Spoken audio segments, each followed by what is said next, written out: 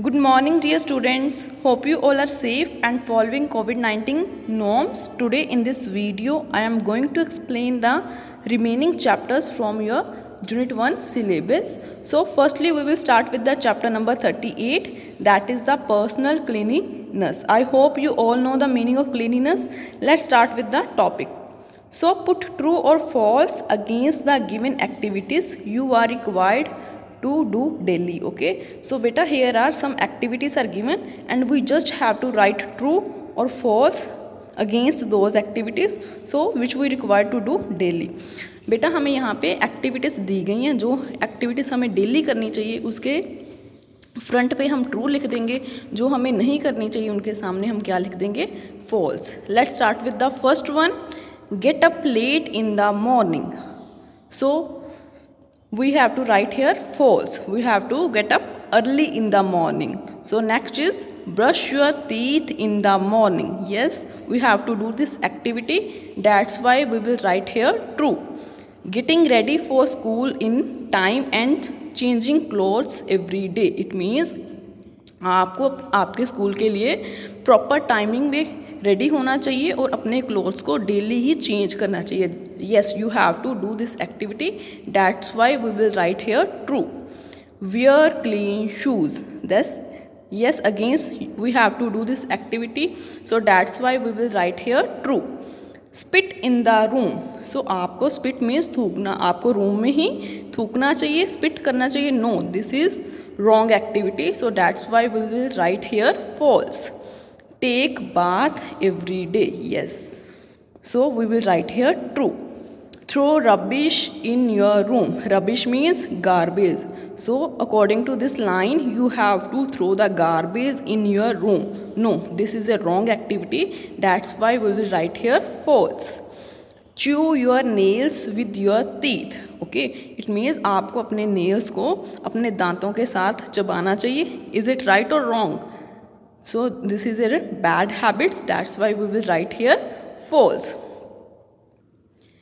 The next chapter of discussion is chapter number 39, that is be an honest kid. Okay, so you must have often heard that honesty is the best policy.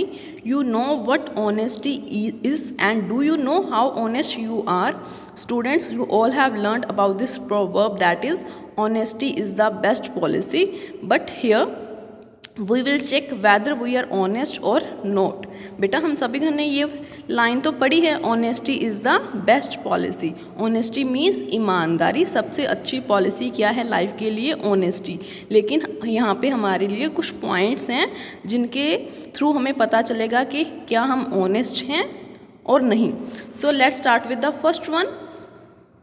If you eat the chocolate kept in the fridge. ठीक है, suppose करो कि आपके घर में जो fridge में और चॉकलेट थी वो आपने खा ली, तो आप उसका क्या आंसर दोगे? ठीक है, उसके लिए क्या रिप्लाई दोगे? You say sorry and tell that you ate it.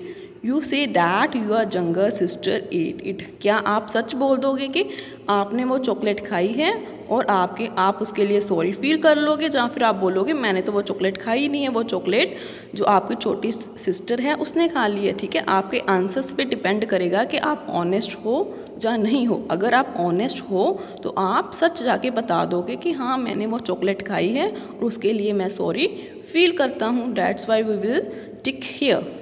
Next is if you get poor marks. अगर आपके टेस्ट में मार्क्स अच्छे नहीं आए तो आप क्या करोगे?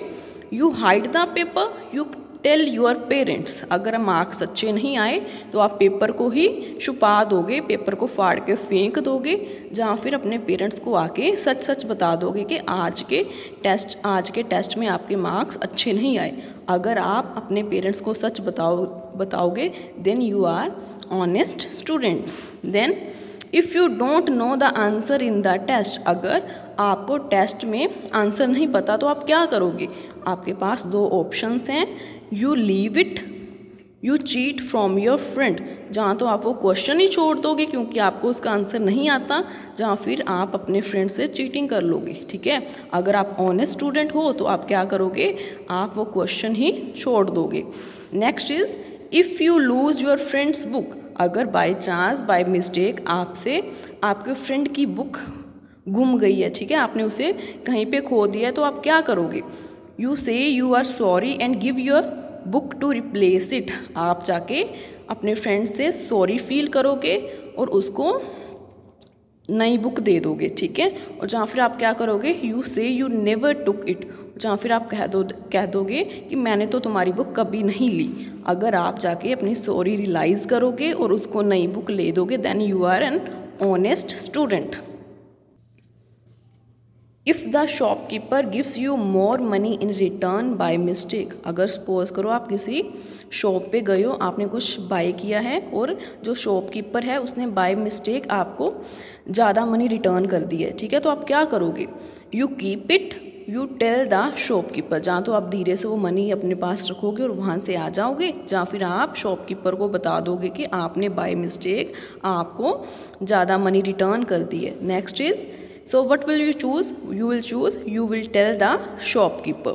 Next is, if your mother tells you to watch television for only 1 hour and goes out। अगर आपके मम्मा ने आपको बोला है कि आपने जो टेलीविज़न है सिर्फ 1 घंटे के लिए देखना है और वो आपको ये बोल के कहीं बाहर चली गई हैं अपने काम के लिए, तो आप क्या करोगे? आपके पास 2 ऑप्शंस हैं।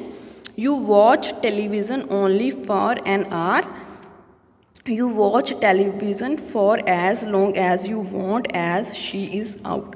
जहाँ तो आप टेलीविज़न उतनी देर के लिए ही देखोगे जितनी देर के लिए आपके मम्मा आपको बोल के गए हैं, और जहाँ फिर आप क्या करोगे? जितनी देर आपका दिल करेगा उतनी देर आप टेलीविज़न देखोगे, क्योंकि आपको रोकने वाला तो कोई है ही नहीं है, क्योंकि आपके मम्मा तो घर से बाहर गए हैं। तो अगर आप ऑनेस्ट स्टूडेंट हो, ऑनेस्ट चाइल्ड हो, तो आप कौन सी ऑप्शन चूज़ करोगे? You will watch television only for an hour, okay? So the last chapter from our syllabus is chapter number 40, that is road signs, okay? road signs means क्या है? जो science road के sides पे लगे होते हैं उनके बारे में हम रीड करेंगे, okay?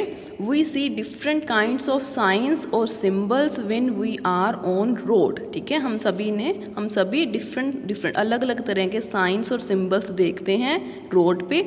These signs give us important information about the traffic rule. In science और सिम्बल्स की क्या इम्पोर्टेंस है? ये हमें क्या बताते हैं? ये हमें ट्रैफिक रूल्स के बारे में बहुत इंफॉर्मेशन देते हैं, ठीक है। And we must follow them to be safe on the road.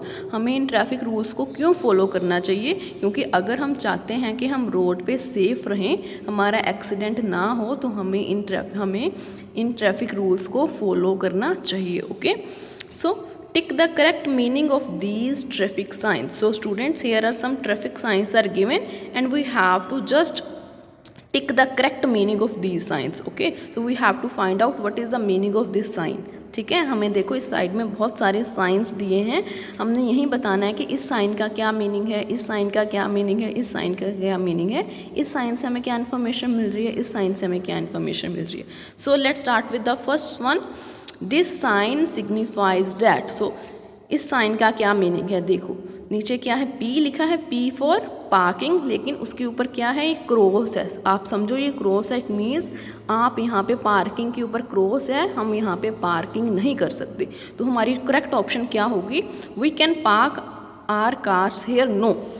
क्या है? क्रॉस है। We should only park our cars here, no. Park cars only, no. This is no parking zone, it means क्योंकि P के ऊपर cross है, so correct answer क्या होगा? This is a no parking zone. Next is this sign says, what is the meaning of this sign? See देखो यहाँ पे जो रोड है वो थोड़ी वाइड है, थोड़ी क्या बोले चौड़ाई में थोड़ी ज़्यादा है, लेकिन आगे जाके क्या है? उसकी जो ब्रेथ है, जो उसकी चौड़ाई है वो कम हो रही है। इसका क्या मीनिंग है? आगे जाके एक ब्रिज आ रहा है, ब्रिज मीन्स पुल आ रहा है, और पुल की जो चौड़ाई है वो क्या है? कम है। इसका मीनिंग क्या है? Narrow bridge head, okay.